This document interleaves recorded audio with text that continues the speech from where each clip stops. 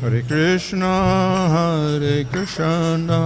Krishna Krishna, Hare Hare, Hare Rama, Rama Rama, Hare Hare.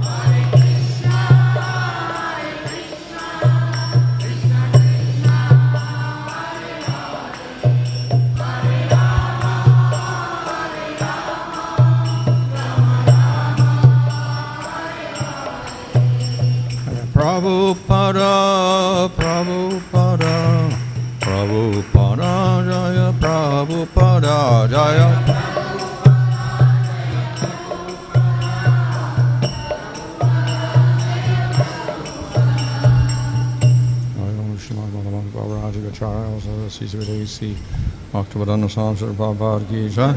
Namacharya Haridas Thakur ki jai, Paramsa Gahal Sri Krishna Chaitanya Prabhu Nityananda Sri Advaita Gadadhar Shri Gaur Bhakta Vrinda ki jai, Sri Sri Radha Krishna Gopa Gopita Shama Kunda Radha Kudigidi Govardhan ki jai, Sri Vrindavan Dham ki jai, Navadip Dham ki jai, Ganga Jamuna Tulsi Bhakta Devi ki jai, Ananda Koti Vaishnava Vrinda ki jai, Samaveta Bhakta Vrinda ki jai, Go Premanandi. All glories to some of the bodies, all glories to some of the bodies, all glories to some of the bodies, all glories to Shri Guru and Shri Guranga, all glories to Shri Prabhupada. Om Namo Bhagavate Vasudevaya.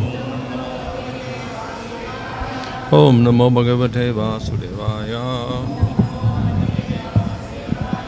Om Namo Bhagavate Vasudevaya. Nama Om Vishnu Padaya Krishna Prishthaya Bhutale Shrimate Bhaktivedanta Swami Niti Namane Namaste Saraswata Deve Gauravani Prachadane Nirvishesha Shunyavadi Paschatya Desha Tarane Sri Krishna Chaitanya Prabhu Nityananda Sri Advaita Gadadhar Shivasdi Gaur Bhakta Vrinda Hare Krishna Krishna Krishna Hare Hare Hare Rama Rama Rama Hare Hare. Reading from Srimad Bhagavatam, Canto 11, Chapter 25, Verse 33.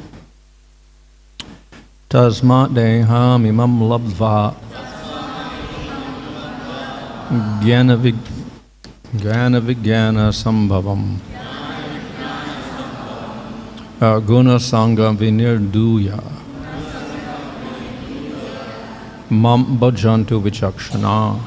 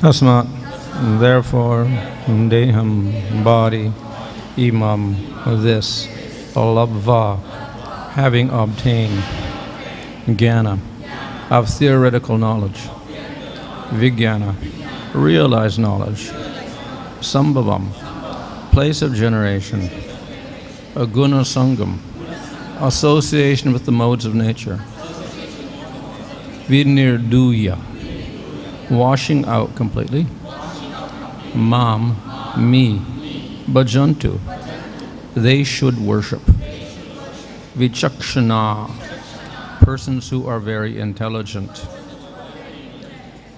Translation, therefore, having achieved this human form of life which allows one to develop full knowledge, those who are intelligent should free themselves from all contamination of the modes of nature and engage exclusively in loving service to me. Text 34, a wise sage, free from all material association and unbewildered, should subdue his senses and worship me. He should conquer the modes of passion and ignorance by engaging himself only with things in the mode of goodness. Then, being fixed in devotional service, the sage should also conquer the material mode of goodness by indifference towards the modes. Thus, pacified within his mind, the spirit soul, freed from the modes of nature, gives up the very cause of his conditioned life and attains me. Purport, the word nirapekṣaṇāḥ refers to complete detachment from the modes of material nature. By attachment to the loving service of the Lord, which is completely transcendental, one gives up one's interest in the modes of nature. Freed from the subtle conditioning of the mind and from the modes of nature, born of material consciousness, the living entity becomes completely satisfied by experiencing my transcendental form. He no longer searches for enjoyment in the external energy, nor does he contemplate or remember such enjoyment within himself. Purport, the human form of life is a rare opportunity for achieving spiritual liberation and Krishna consciousness. Lord Krishna has elaborately described in this chapter the characteristics of the three modes of nature and the transcendental situation of Krishna consciousness. Sri Chaitanya Mahaprabhu has ordered us to take shelter of the holy name of Lord Krishna, by which process we can easily transcend the modes of nature and begin our real life of loving devotional service to Lord Krishna. So, as this verse summarizes, actually we have to overcome the three modes of material nature. இந்த ஜட இயற்கையின் முக்குணங்களிலிருந்து வெளியேற வேண்டும். But the method of doing that is worshiping Supreme Lord. இதற்கான வழிமுறை பரமபுருஷ பகவானை வழிபடுவதாகும். So it's not that first we get through the modes and then we take to devotional service. We overcome the modes by the process of devotional service. நாம் இந்த முக்குணங்களிலிருந்து வெளிப்பட்ட பிறகு பக்தி சேவை ஏற்பதில்லை, மாறாக பக்தி சேவையில் நாம் ஈடுபடும் பொழுதே நாம் இந்த முக்குணங்களிலிருந்து வெளியேறுகிறோம். So the whole discussion here of the different modes was given so that we can identify the symptoms of our attachment to the modes of nature. இங்கே இந்த விளக்கங்கள் ஏன் தரப்பட்டுள்ளது என்றால், நாம் இந்த முக்குணங்களின் மேல் எவ்வளவு ஈடுபாடு அல்லது பற்றோடு இருக்கிறோம் என்பதை நம்மால் கண்டறிய முடியும் என்பதற்காக தரப்பட்டுள்ளது. So the whole purpose is not that by the descriptions we should become attached to those things, but rather we should reject everything. இதை படித்துவிட்டு நாம் இந்த முக்குணங்களினால் ஏற்படும் விஷயங்கள் மேல் பற்று கொள்ளக்கூடாது, மாறாக பற்றின்மையை வளர்த்துக் கொள்ள வேண்டும். But the only way we can reject them, the modes, is by understanding their negative qualities. நாம் இந்த முக்குணங்களின் பாதகமான விளைவுகளை பற்றி புரிந்து கொள்வதன் மூலமாகவே நாம் இந்த முக்குணங்களை நிராகரிக்க முடியும். Of course, you can get happiness in the different modes. இந்த முக்குணங்களில் நமக்கு மகிழ்ச்சியானது கிடைக்கத்தான் செய்கிறது. And that would be a motivation for staying in the mode of ignorance. I'm happy. I get happiness out of it. இந்த மகிழ்ச்சி கிடைக்கும் காரணத்தினால் நாம் இந்த முக்குணங்களின் தாக்கத்திற்குள்ளே இருக்க விரும்பலாம்.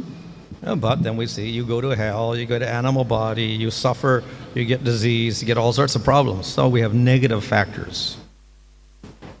ஆனால் நாம் கர்மவினைக்கு ஏற்றாற் போல் நாம் நரகத்திற்கு செல்லலாம், மிருக சரீரம் பெறலாம், உடல் நோய் பெறலாம். ஆகையால் இது போன்ற பாதகமான விளைவுகள் நமக்கு ஏற்படலாம். So then we'll think, well, okay, I won't be in tamagun or rajagun, I'll go to sattvagun. நாம் நினைக்கலாம், சரி நான் தமோ குணத்திலும் ரஜோ குணத்திலும் இல்லாமல் சத்துவ குணத்தில் செயல்படலாமே என்று நினைக்கலாம். So in sattvagun one is peaceful, sense control, idea of atma, etc. So we may think that's very good. சத்துவ குணத்தில் ஒரு அமைதியாக இருக்கிறார், புலனடக்கத்தோடு இருக்கிறார் மற்றும் ஆத்மாவை பற்றிய ஞானத்தோடு இருக்கிறார். இது மிகவும் நல்ல விஷயம் என்று நாம் நினைக்கலாம். But even if that is done in the best possible way, that is, you do nishkama karma yoga and offer the results to the Lord, still, it's only sattva. நாம் இதற்கான சிறந்த வழிமுறையான நிஷ்காம கர்மயோகத்தை கடைபிடித்து பலன்களை பகவானுக்கு அர்ப்பணித்தாலும் அதுவும் சத்துவ குணத்தின் அங்கமாகவே கருதப்படுகிறது. So therefore, it will bind you again to sattva. இதன் காரணமாக நாம் சத்துவ குணம் என்ற நிலையில் கட்டுண்டு வாழ வேண்டியுள்ளது. So, therefore, if we want to get out of the modes of nature, we have to depend on the process which is beyond the modes of nature.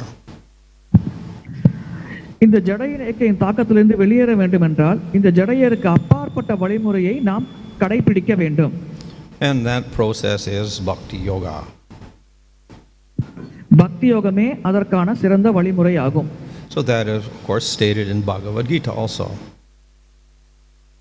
இதை பற்றி பகவத்கீதையிலும் உபதேசிக்கப்பட்டுள்ளது. There it says that it is guṇa-samatita, it's beyond the gunas. இந்த நிலை முக்குணங்களை கடந்த நிலை என்று பகவத்கீதையில் குறிப்பிடப்பட்டுள்ளது. And of course then we have descriptions from our acharyas to show that it is actually the internal energy of the Supreme Lord. ஆச்சாரியர்கள் இதை பற்றி விளக்கையில் இது பகவானின் அந்தரங்க சக்தி என்று கூறுகிறார்கள். So it is very distinct from everything in the modes of nature. இந்த அந்தரங்க சக்தியானது இந்த ஜட இயற்கையின் முக்குணங்களிலிருந்து முற்றிலும் மாறுபட்ட ஒரு விஷயமாக உள்ளது. Even the other processes which are mentioned in the Vedic literature, such as karma yoga and jnana yoga and ashtanga yoga. அதோடு இந்த பக்தி மார்க்கமானது வேதத்தில் குறிப்பிடப்பட்டுள்ள கர்ம மார்க்கம், ஞான மார்க்கம், அஷ்டாங்க யோகத்தை விட முற்றிலும் மாறுபட்ட வழிமுறையை கொண்டுள்ளது. So here it is stated that jnana itself is in sattva.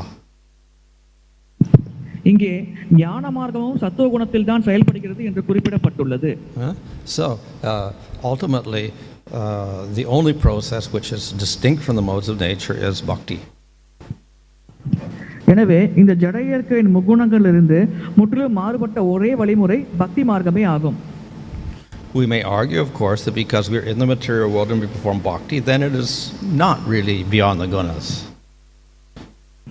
நாம் கூறலாம், நாம் இந்த ஜட உலகில் இருந்து பக்தி செய்தால் அது முக்குணங்களை கடந்த நிலை என்று நம்மால் ஏற்க முடியாது என்று நாம் வாதிடலாம். That is true, and therefore we have processes like karma Mr. Bhakti and Gyan Mr. Bhakti. இது உண்மைதான். இதற்காகத்தான் கர்ம மிஸ்ர பக்தி மற்றும் ஞான மிஸ்ர பக்தி போன்ற மார்க்கங்கள் உள்ளது. And we have mentioned in third canto, Kapila mentions bhakti in sattva gun, bhakti in rajagun, bhakti in tamagun.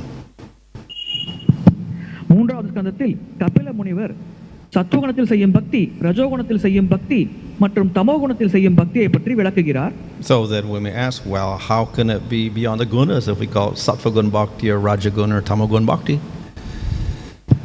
இவ்வாறு பக்தியை சத்துவகுணம் மற்றும் ரஜோகுணம் மற்றும் தமோகுண அடிப்படையில் பிரித்தால் அது எவ்வாறு இந்த முக்குணங்களை கடந்த நிலை என்று நாம் கூற முடியும் என்று நாம் கேட்கலாம். Yeah.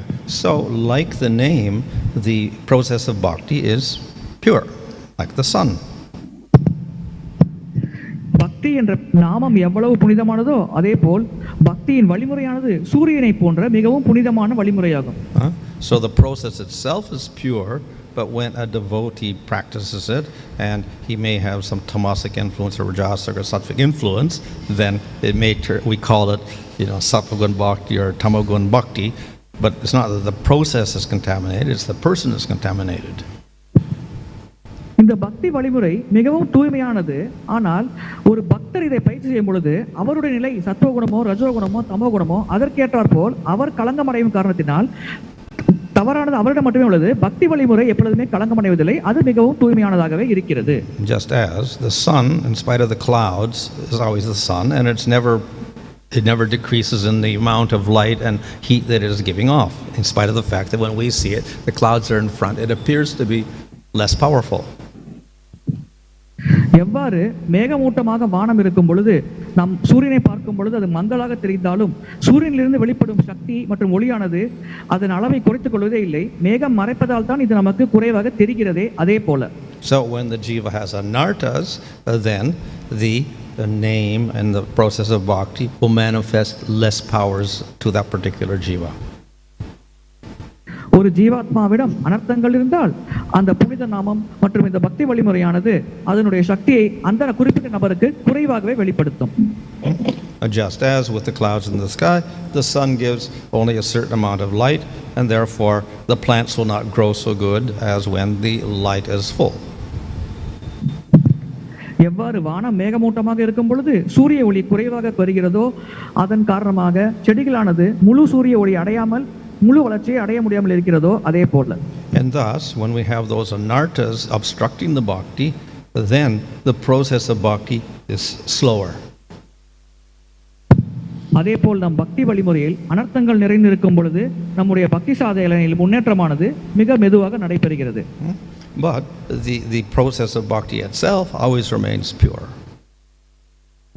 ஆனால் இந்த பக்தி முறை எப்பொழுதும் தூய்மையானதாகவே இருக்கிறது. So we can talk about pure bhakti and mixed bhakti, but ultimately bhakti itself is pure. It's the mixtures of our anarthas which will cause weakness in the bhakti and even different goals as a result. பக்தி எப்பொழுதுமே தூய்மையானதுதான். நாம் இங்கே கலப்பட பக்தி தூய பக்தி என்று இரு வகையாக பேசினாலும் அது நம்முடைய அனர்த்தங்களை பொறுத்தே அமைகிறது. நம் அனர்த்தங்களே நம்முடைய பக்தியை கலப்பட பக்தியாகவோ மாற்றுகிறது. எனவே பக்தி வழிமுறையில் எந்த குறையும் இல்லை, நம்மிடமே குறைகள் இருக்கிறது. So as much as possible through knowledge, then the person can avoid that mixture. ஒருவருக்கு சரியான ஞானம் கிடைத்தால் இவ்வாறு கலப்பட பக்தி செய்வதை அவர் கைவிடலாம். But then again, even with that, with his knowledge, he can avoid certain things. Still, the anarthas are there accompanying him, so they will cause a mixture to some degree. இவ்வாறு அவர் மிக எச்சரிக்கையாக செயல்பட்டாலும் அவரிடம் சில அனர்த்தங்கள் இருக்கும் காரணத்தினால் அவர் பக்தியை முன்னேறுவதற்கு சில தடங்கல்கள் ஏற்படுகிறது. But at least if he has that knowledge and he's attempting not to mix the bhakti up with other things, then we call it pure bhakti, even though it's not really pure, because he still has anarthas. அவருக்கு இந்த ஞானம் இருந்து அவர் பக்தியை தூய்மையாக செய்ய முயற்சி செய்தால் கூட நாம் அதை தூய பக்தியாக ஏற்றுக்கொள்கிறோம். உண்மையில் அவர் தூய பக்தி செய்யாவிட்டாலும் கூட அவர் முயற்சியை நாம் தூய பக்தி என்று கருதுகிறோம். So the nature of knowledge is that this knowledge is not normal knowledge. This knowledge is also bhakti. இந்த ஞானம் ஜட ஞானத்தை போன்ற ஒரு சாதாரண ஞானம் அல்ல, இது பக்தியை பற்ற விசேஷ ஞானமாகும். So when we say we need knowledge to perform bhakti properly, we mean actually it's a part of bhakti. That knowledge that we have is part of bhakti itself. ஒருவருக்கு பக்தியை பற்றிய ஞானம் கிடைத்தால் அதுவும் பக்தியின் அங்கமாகவே கருதப்படுகிறது. So it would say reinforces the pure nature of bhakti. இதன் மூலம் பக்தியின் தூய்மையான குணமானது அவருக்கு வெளிப்படுகிறது. So because the human being has a certain amount of intelligence, he can utilize that particular knowledge to execute his devotional service nicely and attain the proper goal. மனிதனுக்கு ஓரளவுக்கு புத்திசாலித்தனம் பகவானால் வழங்கப்பட்டிருக்கும் காரணத்தினால் இந்த வழிமுறையை சரியாக கடைபிடித்து அவர் தன்னுடைய இலக்கான பிரேமையை அடையலாம். And by following that particular process, then he can reduce the anarthas until they're all destroyed. இந்த குறிப்பிட்ட வழிமுறையை கடைபிடிப்பதன் மூலமாக அவருடைய அனர்த்தங்கள் படிப்படியாக குறைகிறது, ஒரு கட்டத்தில் அது முற்றிலுமாக அழிந்து விடுகிறது. And then the bhakti manifests in its purest state, that is prema.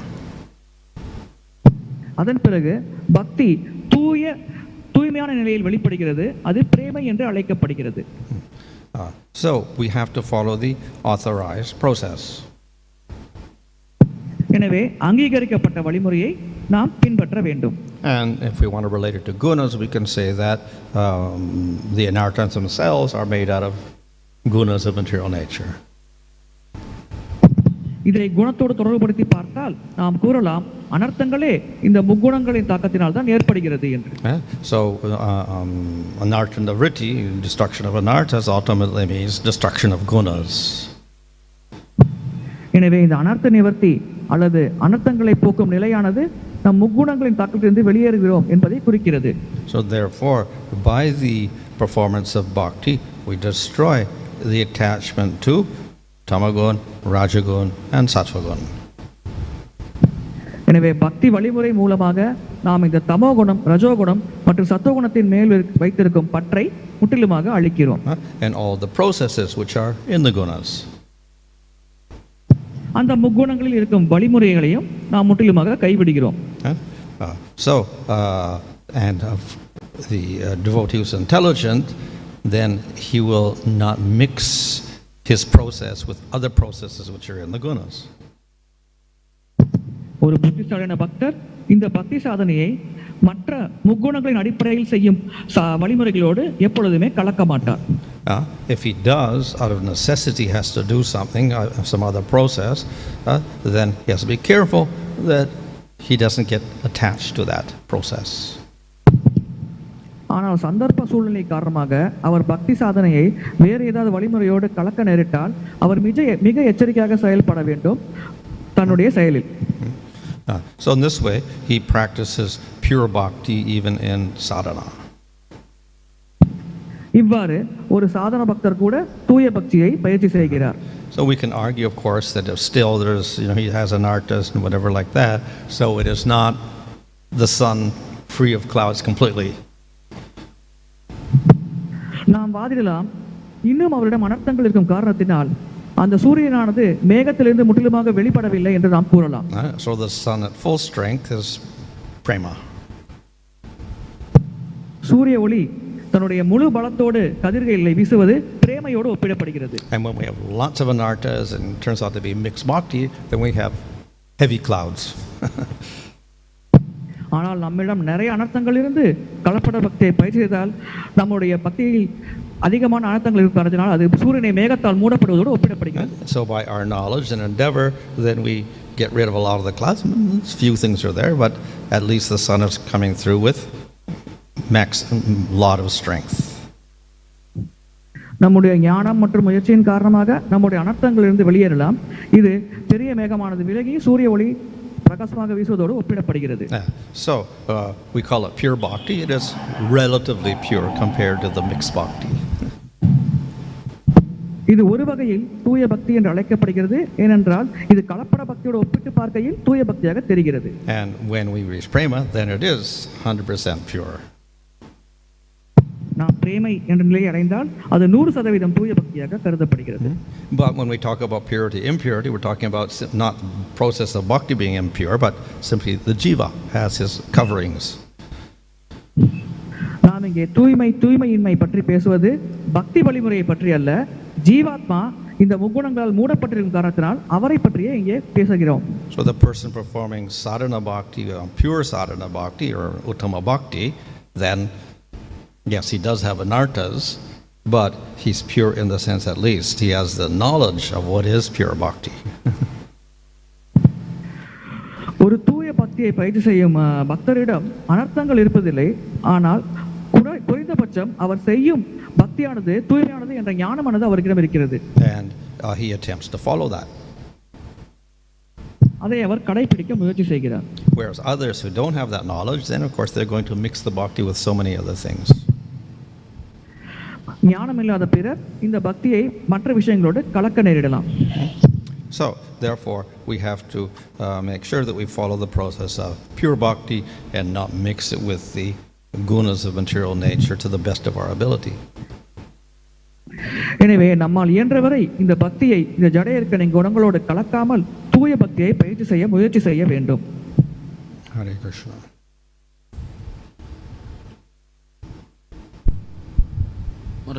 In third canto, this Kapil Deva, he was explaining about the devotional service, like in Bhakti Sandarbha also this Jiva Goswami took this verse for the Surupa Siddha Bhakti, that he is saying that this Mat Guna Shruti Matena Mai sarva guhashay.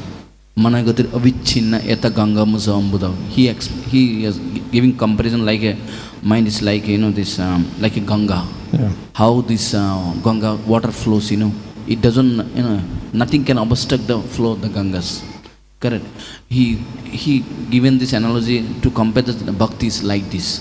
So now question is that, see, bhakti cannot be obstructed. It's supposed to flow like a Ganga, So but here we are seeing that, these anarthas are obstructing bhakti. That means what? Bhakti. Anartha is more powerful than the here bhakti. According to this, we say this, see this, Ganga நீர் தடைகளை தாண்டி எவ்வாறு சீராக பாய்கிறதோ அதே போல் இந்த பக்தியானது எந்த அனர்த்தங்களாலும் தடைப்படாமல் சீராக செயல்பட வேண்டும். ஆனால் நம்முடைய யதார்த்த வாழ்க்கையில் நம்முடைய அனர்த்தங்கள் காரணமாக பக்தியில் பல தடங்கல்களை சந்திக்கிறோம். இதை நாம் எவ்வாறு புரிந்து கொள்வது? Of course, if we take the highest level, there's no obstruction. So prema is defined as in spite of all obstacles. There are no obstacles because the devotee overcomes. An example is the gopis getting locked up in their houses. That cannot obstruct them. So that's the highest level. உயர்ந்த நிலையான பிரேமை நிலையை ஒரு பக்தர் அடையும் பொழுது அவருக்கு தடங்கல்கள் இருப்பதே இல்லை. உதாரணமாக கோபியர்கள் தங்கள் வீட்டில் அடைப்பட்டு கிடந்தாலும் அது அவர்கள் பக்தியை எந்த வகையிலும் தடை செய்வதில்லை. So if one is at the before nishta, where the anarthas are getting cleared up, one is at the anishtata stage. So therefore the obstacles will obstruct. ஒருவர் நிஷ்ட பக்திக்கு முந்தைய நிலையான அனிஷ்ட பக்தி என்ற நிலையில் இருக்கும் பொழுது அந்த தடைகளானது அவருக்கு பக்திக்கு ஒரு பெரும் தடங்களாக இருக்கிறது. But even then, one who has proper faith, even komala faith, even if he gets interrupted, he comes back to the process of bhakti. ஆனால் ஒருவரிடம் திடமான நம்பிக்கை இருந்தால் அவர் இந்த தடங்கல்களை தாண்டி பக்தி சாதனையில் சீராக முன்னேறுகிறார். So I think it is Jiva Vishwanath comments on the komala shraddha, person who has komala shraddha. So he doesn't have any knowledge or very little knowledge, and therefore people can argue with him, defeat him, he gets disturbed, and then he may give up the process of bhakti. எவ்வாறு குருத ஞானம் இருக்கும் ஒரு நபரை கோமல சித்தா என்று குறிப்பிடப்படுகிறார். அவரிடம் மக்கள் வாதிட்டு அவருடைய தர்க்கமானது தவறு என்று கூறினால் உடனே அவர் பக்தியிலிருந்து சிறிது காலம் விலகலாம். But then he says that then he comes back. So in that sense it's still unobstructed. In spite of the obstructions, he comes back to bhakti. ஆனால் சிறிது காலத்துக்கு பிறகு இந்த தடங்களை கடந்து அந்த பக்தர் மீண்டும் பக்தி சாதனையை மேற்கொள்கிறார். And then when he goes through the process of anartha, definitely he has to struggle with the different anarthas like vishaya sangara, etc., whatever. But as he continues the process of bhakti, then it's less of an obstacle. So when he comes to nishta, those anarthas are no longer obstacle. அவர் அனர்த்த நிவர்த்தி என்ற நிலையை அடையும் பொழுது அந்த அனர்த்தங்கள் காரணமாக அவர் பக்தி சாதனையில் சில தடங்கல்கள் ஏற்படலாம். ஆனால் எப்படியும் கடும் முயற்சியோடு இதை கடந்து விட்டால் அவர் நிஷ்டா என்ற நிலையை அடைவார். அப்பொழுது அவர் பக்தியில் எந்த தடங்கல்களும் வருவதில்லை. And then the further he advances, then less obstacles, and the stronger is the current of bhakti. தொடர்ச்சியாக இந்த நிலைகளில் அவர் முன்னேற அவருடைய தடங்கல்கள் படிப்படியாக குறைகின்றது. அதன் பிறகு அவர் பக்தியானது சீராக செய்யப்படுகிறது. And the devotee does not have to take shelter of anything else to get rid of the anarthas. He just takes shelter of bhakti, and then it takes care of everything. இந்த அனர்த்தங்களிலிருந்து விடுபடுவதற்கு பக்தர் வேறு எங்கும் அடைக்கலம் தேட தேவையில்லை. பக்தியின் அடைக்கலத்தை பெற்றால் மட்டும் போதும் அவர் இந்த அனர்த்தங்களிலிருந்து விடுபடுவார். Hare Krishna Maharaj. Maharaj, you explained that how the anarthas, despite the anarthas, if they do not mix with the bhakti or obstruct bhakti, then one actually makes quick progress. So my question is, if you look at most of the devotees, they have spiritual practices, bhakti practices, but apart from that they have their jobs. And they are not bhakti activities, they are activities within the modes. And practically we see the best thing that they can do is nishkam karma yoga. I mean, do their activities in the modes and dedicate some result to the Lord. So we talk about spiritualizing those activities, but practically jobs may be very challenging and very intense. So it's only a small part of their daily routine is actually when they're performing actual activities of devotional service. So what's the question? So the question is, Maharaj, then it is very difficult for them. They should come to a stage of retiring and doing bhakti activities 24 hours and things like that. அக்காலத்தில் மக்கள் தங்களுடைய தொழில் வேலை காரணமாக பக்திக்கு குறைந்த நேரத்தையே ஒரு நாளில் செலவிடுகிறார்கள். ஆனால் உண்மையில் பக்தி சாதனையில் ஒரு 24 மணி நேரம் தொடர்ச்சியாக ஈடுபட வேண்டும் என்று பரிந்துரைக்கப்பட்டுள்ளது. எவ்வாறு தற்காலத்தில் இருக்கும் மக்கள் இதில் சரியாக ஈடுபடுவது? Well, the nature of bhakti is that anyone can practice it and he can get the highest results. பக்தியின் இயல்பே அதை பயிற்சி செய்வது யாராக இருந்தாலும் அவருக்கு உயர்ந்த பலனை அளிப்பது ஆகும். So one is in the varnashram system, he can practice as a Sudra, a Vaishya, Kshatriya or Brahmana, whatever occupation there is, plus the bhakti, and he can be successful. ஒரு வர்ணாசிரம தர்மத்தில் பிராமண, சத்திரிய, வைஷ்ய, சூத்ர எந்த நிலையில் இருந்தாலும் அவர் தனக்கு விதிக்கப்பட்ட கடமைகளை செய்து பக்தியும் செய்யலாம். அவரால் அதில் கண்டிப்பாக வெற்றி அடைய முடியும். And if he's not in the varnashram system, he can also practice and get the same goal. அவர் வர்ணாசிரம தர்மத்தின் முறைக்குள் இல்லாவிட்டாலும் அவர் இந்த வழிமுறையை சரியாக கடைபிடித்து அதே இலக்கை அடையலாம். As Bhagavad Gita says, everybody gets the goal. பகவத்கீதையில் இந்த வழிமுறையை கடைபிடித்தால் அனைவரும் இந்த இலக்கை அடைவார்கள் என்று கூறப்பட்டுள்ளது. So therefore those occupations according to varna or even without varna at all occupations will not cause an obstacle. எனவே இந்த வர்ணத்திற்கு ஏற்றாற் போல் ஒருவர் செய்யும் தொழிலோ அல்லது இந்த வர்ணாசிரமத்தை விட்டு வேறு விதத்தில் ஒருவர் செய்யும் தொழிலோ பக்திக்கு எந்த வகையிலும் தடங்கலாக இருக்காது. But then the general advice for that as far as occupation is it should be shadvriti, as in the nectar of instruction. Sadvrite, you should follow proper occupation, pure occupation, not non-sinful occupation. ஆனால் பக்தி ரசாமத சிந்துவில் இந்த தொழிலானது ஷத்விருத்தே என்ற நிலையில் இருக்க வேண்டும். அதாவது பாவகரமான தொழில் நாம் ஈடுபடக்கூடாது, வேறு வகையான தொழிலில் ஈடுபடலாம். Even that of course is very difficult to find in the modern world. தற்காலத்தில் இது போன்ற ஒரு தொழிலை கண்டறிவது கூட மிகவும் கடினமான விஷயமாக இருக்கிறது. So you have devotees working in a supermarket in Australia, but then the supermarket sells meat. So what do? Or if you work in a hotel, you work as a stewardess, you have to serve non-veg, whatever like this. So everything is contaminated. உணவகம், super market போன்ற இடத்தில் வேலை செய்யும் மக்கள் அசைவ உணவை தர வேண்டியுள்ளது. ஆகையால் தற்காலத்தில் இதை கடைபிடிப்பதும் மிகவும் கடினமாக இருக்கிறது. So as much as possible then we have to follow a pure occupation. முடிந்த அளவுக்கு ஒரு தூய்மையான வேலை அல்லது தொழிலில் நாம் ஈடுபட வேண்டும். Yeah, but very difficult to find that in Kali Yuga. கலியுகத்தில் இதை கண்டறிவது மிகவும் கடினமான விஷயமாகும். So as far as real varna is concerned, it was not so difficult because generally Vaishyas, Kshatriyas and Brahmanas didn't get employed. So they have a choice of their own doing what they do, and they can do it purely, no problem. Own business. வர்ணாசிரம தர்மத்தில் இந்த பிராமண, சத்திரிய, வைஷ்யர்கள் யாருக்கு கீழும் வேலை செய்யவில்லை. எனவே அவர்கள் சொந்த முறையில் தொழில் செய்யும் காரணத்தினால் அதை அவர்கள் மிக எளிதாக கடைபிடித்தார்கள். But then in Kali Yuga, all the varnas get employed by somebody else, so then they have no longer any control. So therefore they're subject to contamination. So it's no longer sadvriti. கலியுகத்தில் மக்கள் பொதுவாக ஒருவரின் கீழ் வேலை செய்யும் காரணத்தினால் அவர்களால் இந்த வர்ணாசிரம முறையை சரியாக கடைபிடிக்க முடியாது. எனவே சத்ருதி என்பது இருக்காது. So what to do? As much as possible we avoid the explicit himsa activities, the occupations which are himsa or related to violence. நாம் என்ன செய்யலாம் என்றால் முடிந்த அளவிற்கு இந்த வன்முறையில் ஈடுபடும் தொழிலில் ஈடுபடாமல் இருக்கலாம். So we see that in Lord Chaitanya's pastimes, most of his devotees were householders, they had jobs. Chaitanya Mahaprabhu லீலையில் அவருடைய பக்தர்கள் நிறைய பேருக்கு வேலை இருந்தது. Murari Gupta was Vaidya, means a doctor. Murari குப்தர் ஒரு மருத்துவராக இருந்தார். So everybody had their occupation, but still they were doing the bhakti also. But we see Ramananda. Yeah. He was retired. Yeah. Maharaj, in continuation of the same question, actually I was asking with respect to the 8th verse in the 12th chapter. where Krishna says the highest is that when one constantly meditates on me.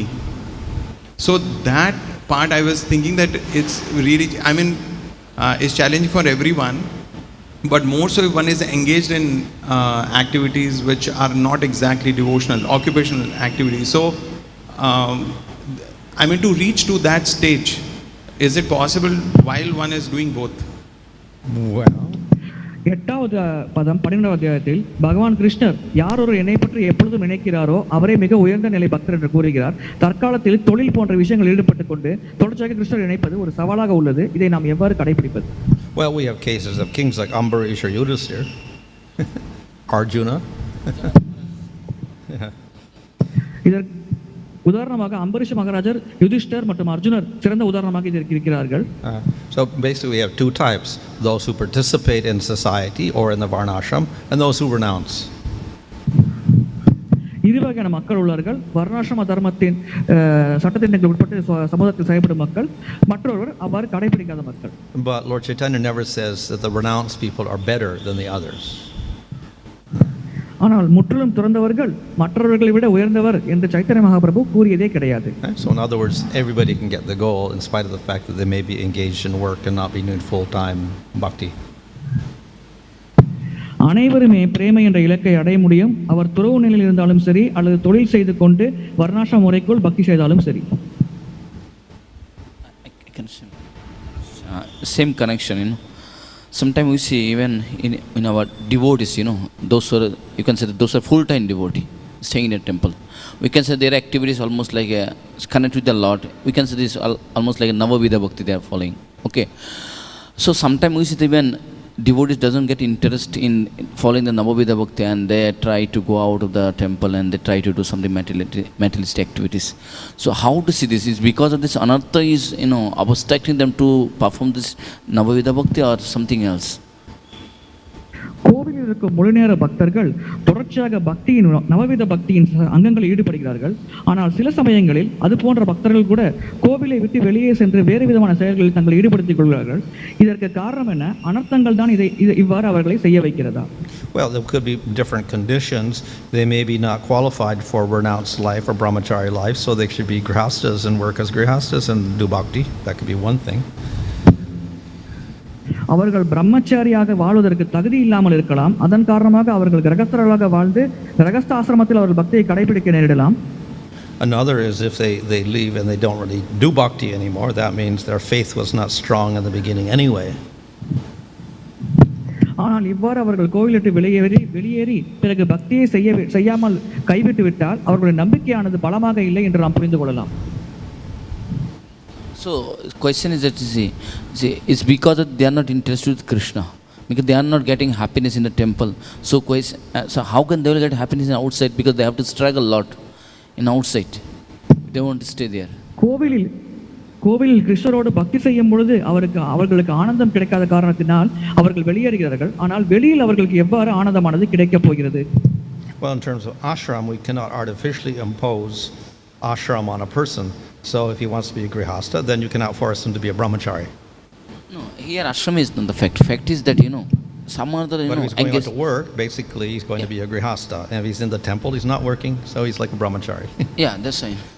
So we can't force him to be a brahmachari.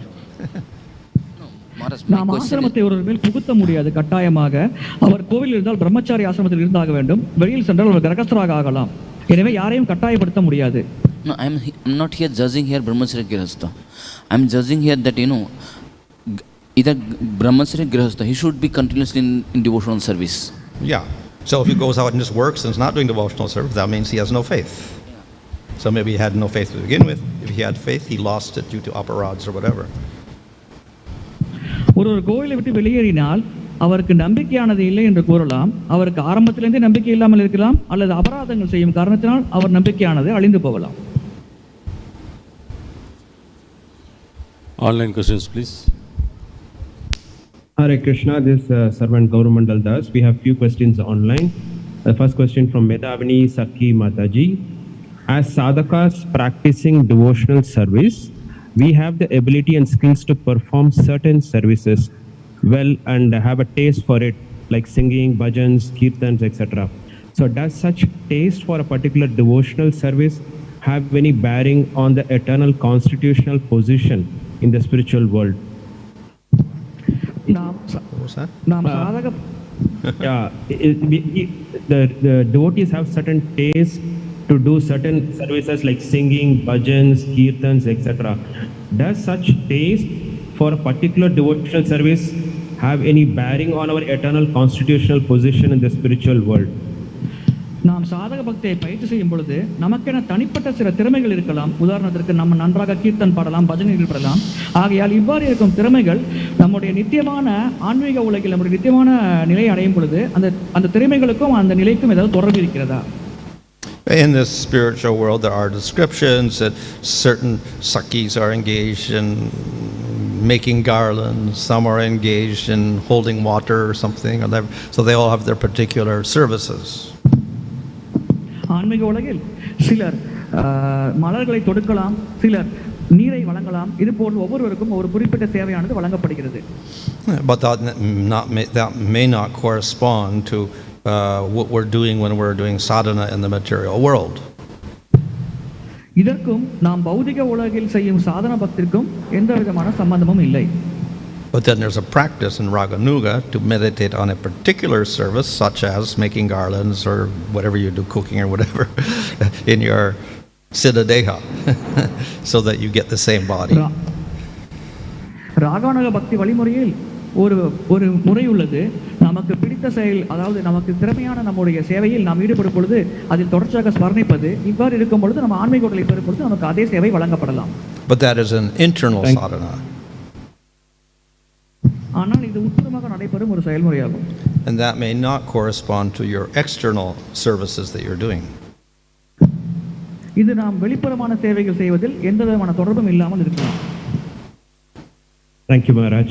This is another question from Sureshwar Srinivas Prabhu. When knowledge is perceived with preconceived notions, that knowledge causes more damage or disturbance. Like, rather than removing darkness, it may trigger more ignorance. So how do we safeguard ourselves in our sadhana bhakti from this risk? நாம் பக்தியின் ஞானத்தை பெறுவதற்கு முன்பாகவே சில முடிவுகளை எடுத்துவிட்டு அதன் பிறகு அந்த ஞானத்தை பெற்றால் அது மிகவும் அபாயகரமாக உள்ளது. உதாரணத்திற்கு நாம் அறியாமையிலிருந்து வெளியேறுவதற்கு பதிலாக நாம் இன்னும் அதிகமாக சிக்கிக்கொள்ள நேருகிறது. எவ்வாறு நாம் நம்முடைய சாதன பக்தியில் இது போன்ற அபாயத்திலிருந்து பாதுகாத்துக் கொள்வது? Well, as far as knowledge is concerned, which we're talking about scriptural knowledge, then we take the direct meaning of scripture as much as possible, and we follow through the acharyas, and then we don't project our own ideas upon it. நாம் ஞானத்தை பற்றி பேசும் பொழுது அது சாஸ்திர ஞானமாக இருந்தால் நாம் சாஸ்திரத்தில் குறிப்பிடப்பட்டுள்ளதை அப்படியே ஏற்றுக்கொள்கிறோம், ஆச்சாரியர்களின் வழிகளை கடைபிடிக்கிறோம், நம்முடைய சொந்த சிந்தனையை இதில் கலப்பதில்லை. Okay, thank you, Maharaj. This is a question from Anantanitai Prabhu. There are 5 kinds of liberation. These 5 kinds of liberation does not come under pure bhakti.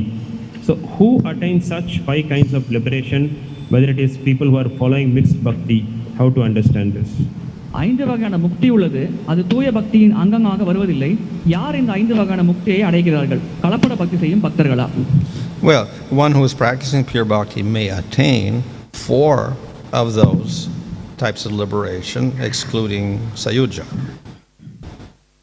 தூய பக்தி செய்யும் ஒரு பக்தர் அந்த 4 வகையான முக்தியை அடையலாம். அதில் சயுஜ்ய முக்தியை மட்டும் அவர் அடைய மாட்டார்.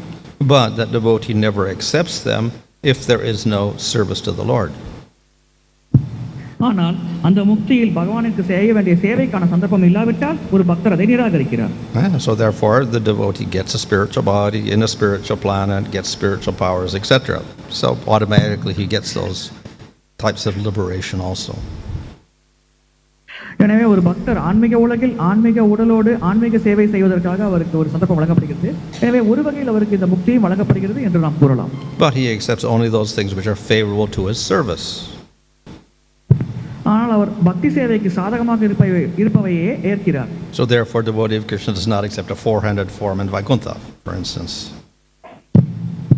உதாரணத்துக்கு கிருஷ்ணரின் தூய பக்தர் பகவானின் வைகுண்ட ரூபத்தில் அவர் காட்டும் 4 ரூபத்தை அவர் ஏற்பதில்லை. Those who do karma misra bhakti then they can get salokya and sarupya. கர்ம மிஸ்ர பக்தியை கடைபிடிப்பவர்கள் சாலோக்கிய முக்தி மற்றும் சொரூபிய முக்தியை அடையலாம். Where there is minimum of service. அங்கே அவர்களுக்கு சேவையானது மிக குறைந்த அளவிலேயே கிடைக்கிறது. Okay, Maharaj, thank you. There is a question from Swarna Madhav Prabhu. Why offering results to the Supreme Lord is only sattva and not bhakti, as the intention is to please the Lord and not any particular devatas? Kindly clarify. பரமபுருஷ பகவானுக்கு நம்ம செயல்களின் விளைவுகளை அர்ப்பணிப்பது ஏன் சத்துவகுணமாக மட்டுமே கருதப்படுகிறது, அது ஏன் பக்தியாக கருதப்படுவதில்லை? ஏனென்றால் இதில் நம்முடைய நோக்கம் கூட பகவானின் திருப்தியாக மட்டுமே இருக்கிறது. இதில் நாம் எந்த தேவரையும் திருப்திப்படுத்துவதில்லையே. So he's offering the results of his karma to the Supreme Lord.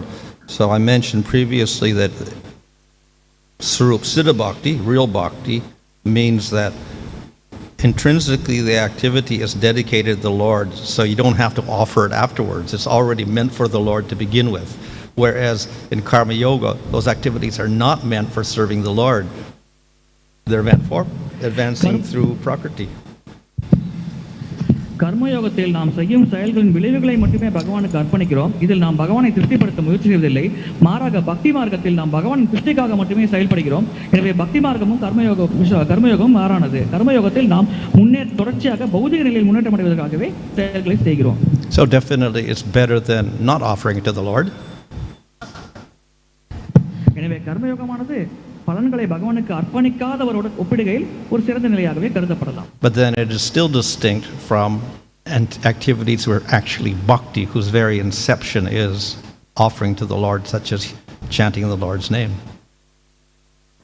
இருப்பினும் பக்தியின் அங்கங்களாகிய நாமஜபம் போன்ற அங்கத்திலிருந்து இது முற்றிலும் மாறுபட்டது. ஏனென்றால் அந்த செயல்களின் தொடக்கத்திலேயே பகவானின் திருப்திக்காகவே ஒருவர் செயல்படுகிறார். So therefore, now someone who's interested in progressing in bhakti, then he'll choose his primary process is bhakti, chanting the name, shravanam, etc. எனவே பக்தியில் முன்னேற வேண்டும் என்று ஆசைப்படும் ஒருவர் முதன்மையான வழிமுறையாக பக்தியை கடைபிடிக்கிறார். பகவானை பற்றி கேட்பது, நாமஜபம் செய்வது போன்ற செயல்களில் ஈடுபடுகிறார். Thank you, Maharaj. This is a question from YouTube. If suppose a devotee introduces us to a bhakti process, should we focus on following the bhakti process they have introduced or following the bhakta himself? ஒரு பக்தர் நம்மை பக்தி வழிமுறைக்கு அறிமுகப்படுத்தினால் நாம் அந்த பக்தி வழிமுறையின் விதிகளை சரியாக கடைபிடிக்க வேண்டுமா அல்லது அந்த பக்தர் செய்யும் செயல்களை பின்பற்ற வேண்டுமா? Or what does following the bhakta mean?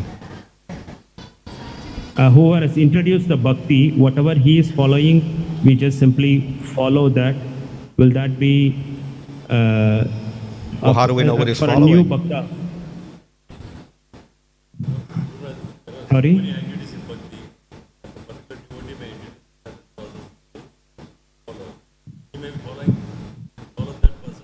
Whatever the activities or the entire process of bhakti, the knowledge can be gained and we do it as we please to.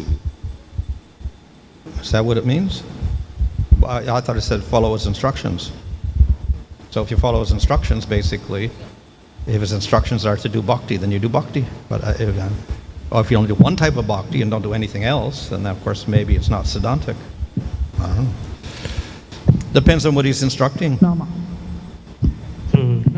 நாம் ஆச்சாரங்களின் உபதேசங்களை கடைபிடிக்க வேண்டும். இது அந்த பக்தர் எது போன்ற உபதேசத்தை வழங்குகிறார் என்பதை பொறுத்தே அமைகிறது. Okay, Maharaj. There are a couple of questions if you have time. This is a continuation from the Amarendra Prabhu's question. The devotees like Arjuna, Ambarish are either Nitya Siddha Bhaktas. Nitya Siddhas are very exalted, who are at least above the Nishtha stage. They can act as Parinishta devotees to set example for others in Varnashrama system. But those who have less Shukriti or have less Komala Shraddha or very conditioned, who are practicing bhakti and working outside, for them what is the best way to reach the stage as mentioned in chapter 12.8 in one's life? Arjunan, அம்பரீஷர் போன்ற பக்தர்கள் நித்திய சக்தி நிலையில் இருக்கிறார்கள். அவர்கள் மிக உன்னதமான நிலையில் இருக்கிறார்கள். அவர்கள் குறைந்தபட்சம் நிஷ்டா என்ற நிலையிலிருந்து மேலே உயர்ந்திருக்கிறார்கள். அவர்களை பரிநிஷ்ட பக்தர்கள் என்று கூறுகிறார்கள். அவர்கள் மற்றவர்களுக்கு ஒரு உதாரணமாக விளங்குகிறார்கள். ஆனால் தற்காலத்தில் குறைந்த சுக்கிருத்தியின் காரணமாக ஒரு பக்தர் குறைந்த ஞானத்தோடு நம்பிக்கையோடு அவர் பக்தி செய்தால் அவர் கட்டுடலில் செய்யும் பக்தியானது அவரை எவ்வாறு இது போன்ற உயர்ந்த நிலையை அடைவதற்கு இழுத்து செல்லும். இதை பற்றி பகவத்கீதை 12.8 ஸ்லோகத்தில் விளக்கப்பட்டது. இதை தயவு செய்து விளக்குங்கள். So the parinishita devotee, as defined by Baladev Vidyabhusan, is doing sadhana. He's not a nityasiddha. இந்த பரிநிஷ்ட பக்தி என்பவர் பலதேவ வித்யாபூஷன் விளக்குவரை பிரகாரம் அவர் சாதன பக்தியை மட்டுமே செய்கிறார். அவர் நிஷ்ட பக்தர் என்று கருதப்பட மாட்டார். And the person who's the nirapeksha, who doesn't follow varnashram at all, they're considered to be equals. இவர் வர்ணாசிரமத்தை கடைபிடிக்காதவரோடு ஒப்பிடுகையில் அதே நிலையில் இருப்பதாக கருதப்படுகிறார். And those who are not parinishita but are called sanishta devotees, who are less, it's more or less like mixed bhakti. ஒருவர் பரிநிஷ்ட பக்தராக இல்லாமல் சன்னிஷ்ட பக்தியை கடைபிடித்தால் அது கலப்பட பக்தி என்று நாம் கூறலாம். So in one place Baladev says they go to Svargaloka and they get krama mukti, gradually they progress up to Brahmaloka, then they go to Vaikuntha. அவர்கள் படிப்படியாக முன்னேறி சொர்க்கலோகத்தை அடைகிறார்கள், பிறகு மெல்ல மெல்ல பிரம்மலோகத்தை அடைகிறார்கள், இறுதியாக வைகுண்டத்தை அடைகிறார்கள். So what this indicates is that the devotees practicing pure bhakti, to have that choice, they can be a Babaji or they can be a Grihasta and be a Parinishita. ஒரு பக்தியை பயிற்சி செய்யும் பக்தர் இந்த தேர்வை மேற்கொள்ளலாம். அவர் பாபாஜியாக இருக்கலாம் அல்லது கிரகஸ்தராக பக்தியை பயிற்சி செய்யலாம். If they are within the varnashram system. அவர்கள் வர்ணாசிரம முறைக்குள் இருந்தால் இதை அவர்கள் கடைபிடிக்கலாம். Thank you, Maharaj. The last question. Can a grahastha be guided by a brahmachari or can a brahmachari be guided by a grahastha? ஒரு கிரகஸ்தர் பிரம்மச்சாரியின் வழிகாட்டலை பின்பற்றலாமா அல்லது ஒரு பிரம்மச்சாரி கிரகஸ்தரின் வழிகாட்டலை பின்பற்றலாமா? In terms of spiritual instructions, there is no difference. ஆன்மீக உபதேசங்களை பொறுத்தவரையில் இவை இரண்டிற்கும் எந்த வேறுபாடும் இல்லை. For instance, Bhaktivinoda Thakur was a Grihasta when he wrote most of his books, but we don't discard those instructions simply because he was a Grihasta. உதாரணத்துக்கு பக்திவினோத தாக்கூர் ஒரு கிரகஸ்தராக இருந்து நிறைய புத்தகங்களை வெளியிட்டார். அவர் கிரகஸ்தர் என்ற காரணத்தினால் நாம் யாரும் அந்த புத்தகங்களை நிராகரிப்பதில்லை. Thank you, Maharaj. There are no more questions online. Hare Krishna, Maharaj. When I'm young, I go to school. So there, when in school we learn many things as well as PT period, all these things and all there. So it is complete. What is the recreation process in Bhakti school? Like how do I balance my life as a physically, mentally doing at the same time devotional service also? சிறு வயதில் நாம் பள்ளிக்கு செல்லும் பொழுது அங்கே விளையாட்டுக்கென்று தனியாக ஒரு நேரம் ஒதுக்கப்பட்டது. அங்கே படிப்போடு சேர்த்து விளையாட்டும் நாம் கற்றுக் கொடுக்கப்பட்டது. இது போன்ற இந்த பக்தி வழிமுறையில் நம்முடைய மனதையும் உடலையும் உற்சாகப்படுத்துவதற்கு அல்லது அமைதிப்படுத்துவதற்கு ஏதேனும் வழிகள் உள்ளதா? Well, all the activities of bhakti engage the different senses in order that the jiva becomes healthy. பக்தியின் அனைத்து செயல்களுமே அனைத்து புலன்களையும் அந்த பக்தரின் அனைத்து புலன்களையும் பக்தியில் ஈடுபடுத்துகிறது. இதன் மூலம் அந்த பக்தர்கள் ஆரோக்கியமாக இருக்கிறார்கள்.